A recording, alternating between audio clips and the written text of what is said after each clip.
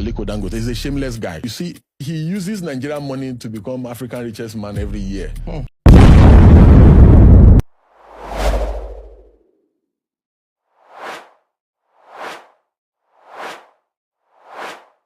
I am very sure that you heard Dangote almost cry. He cried and cried and cried out, hoping that Nigerians will help him out. Dangote is a man that has never been that extensive. He has never expanded when it comes to charity. I am not saying this just to mock Dangote or to make him appear as a bad man. In fact, a man who is into charity, even though they have their own ulterior motive. I'm talking about Bill Gates. He came to Nigeria. He met with Dangote, having seen all the affluence, the money, wealth, and all of that. He asked Dangote, look, I moved around the north of Nigeria and I moved around certain parts of where your industry, your company is. What about hospitals? Have you built hospital as a form of giving back to the society? Dangote said, you know what? I've not even thought about it. I have not even looked at that section of life. Can you imagine? It means that with all that Dangote has acquired, Dangote has never showed empathy. Now, we are also going to look at the president because you're about to watch a video. And in this video, I want you to connect the dots together. You will also be seeing the president of Nigeria, Bola Ahmed TINUBU. He said all he wants to is to become president. Now, he is the president of Nigeria. Protest is ongoing. What is happening? Who are those fueling the protest? What is really happening? What is the approach to getting it right in Nigeria? I want you to pay attention, like I said, to this short clip. Watch it from the beginning till the end. Do not forget to like and share. Don't forget to tap on the subscribe button. Watch it and we will be talking more. Aliko Dangote is a shameless guy. You see, he uses Nigerian money to become Africa's richest man every year.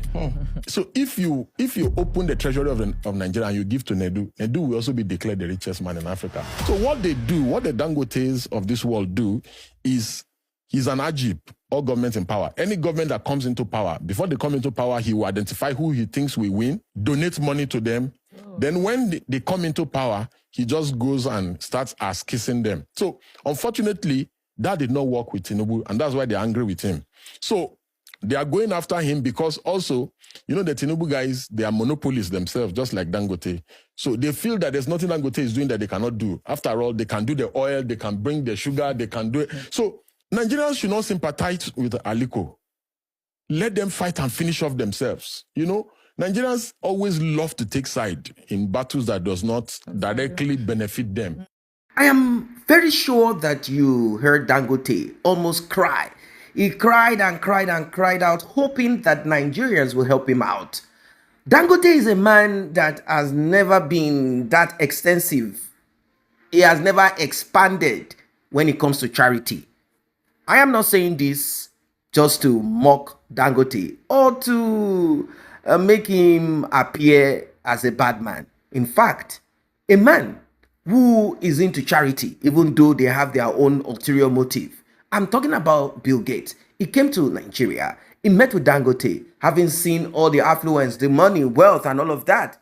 He asked Dangote, look, I moved around the north of Nigeria and I moved around certain parts of where your industry, your company is. What about hospitals? Have you built hospital as a form of giving back to the society? Dangote said, you know what? I've not even thought about it. I have not even looked at that section of life. Can you imagine? It means that with all that Dangote has acquired, Dangote has never showed empathy. Now, we are also going to look at the president because you're about to watch a video. And in this video, I want you to connect the dots together. You will also be seeing the president of Nigeria, Bola Ahmed TINUBU. He said all he wants to is to become president. Now, he is the president of Nigeria. Protest is ongoing. What is happening? Who are those fueling the protest? What is really happening? What is the approach to getting it right in Nigeria? I want you to pay attention, like I said, to this short clip. Watch it from the beginning till the end. Do not forget to like and share. Don't forget to tap on the subscribe button. Watch it and we will be talking more. Nobody ever call Lafarge, monopoly. But we, Dangote, the first plant we set up was 5 million tons. That was the first one against less than 2 million of local production.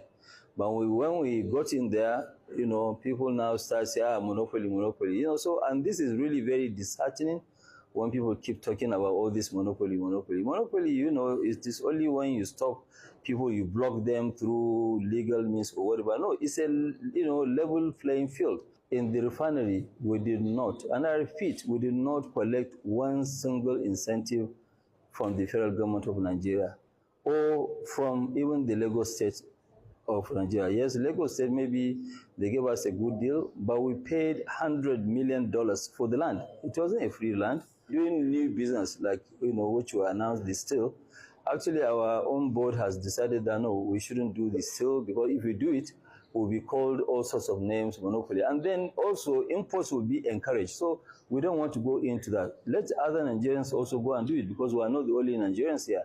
There may be some Nigerians with even more cash than us. They should bring that money from Dubai, from other parts of the world, to come and invest in our own fatherland. I thought building a refinery like this is, supposed to be a pride for everybody, because we are not the only country. Angola, they've been trying for 20 years. They are still trying. Uganda, they've been trying for the last 15 years.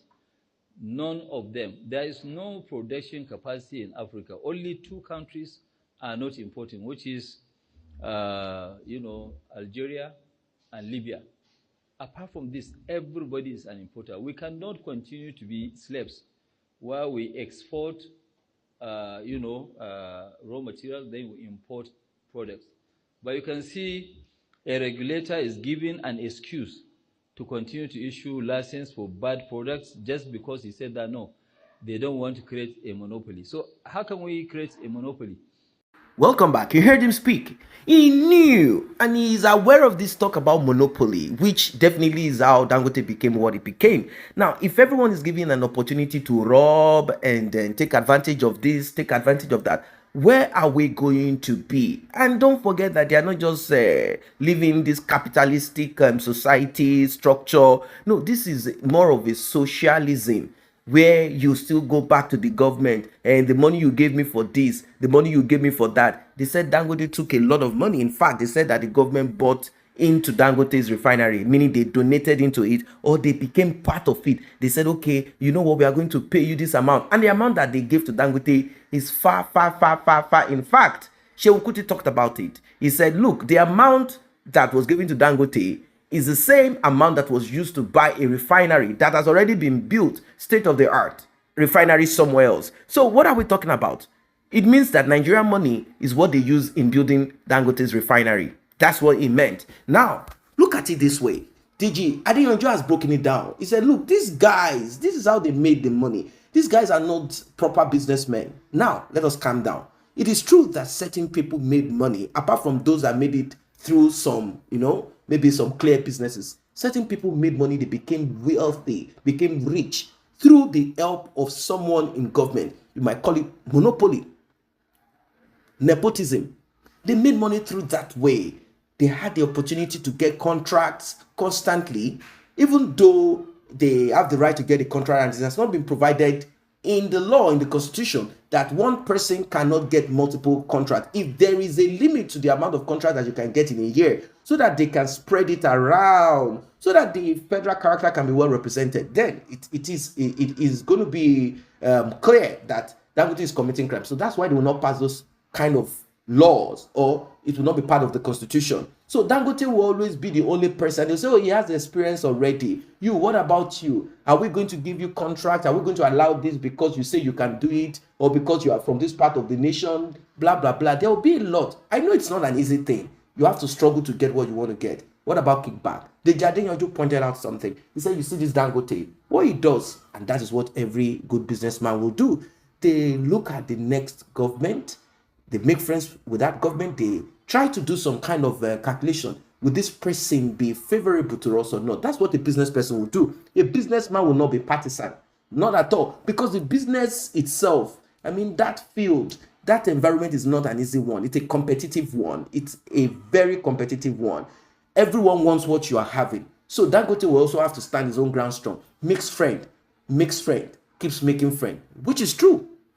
Now, in the case of TINUBU, Adeyanju made it clear. It could not work because TINUBU himself, you cannot say a Yoruba man that will bow to like Dangote. Like, what is Dangote doing that we cannot do? Don't come and be friends with us. You cannot be friends with us. What you are doing, we can do it. So what TINUBU will do is to empower himself and empower people around him. It is the same way Dangote became what he became.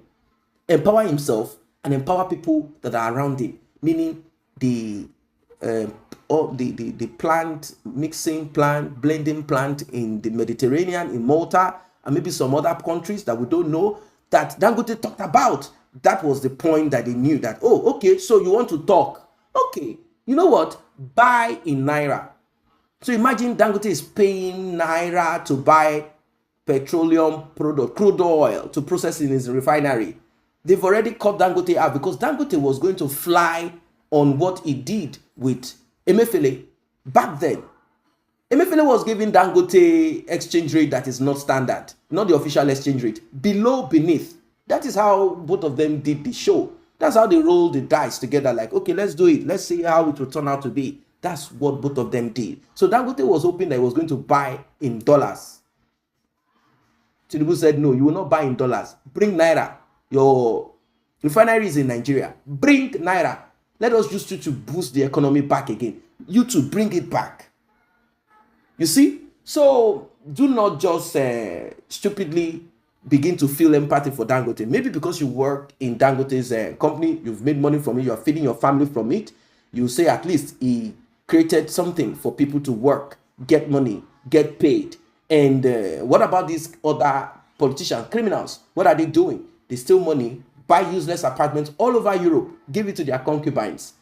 They invest in businesses outside that they don't even remember. I understand it. But should any of them steal, either through monopoly or as direct politicians? That's what we should ask ourselves. We should stop giving a little bit of slack. We've been doing this for a long time and it has created a norm, a culture. Stop giving these people slack. Either Dangote as a businessman, either Otto, whatever in the southeast of Nigeria, or any of these people. Stop giving them slack.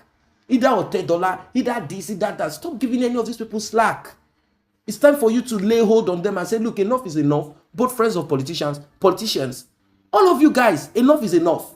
Do not empower yourself with our commonwealth and make it yours. Enjoy life. Because we are saying the same, replicating in the religious sector too. We are saying it. I don't know what you guys think of this. Drop your comments.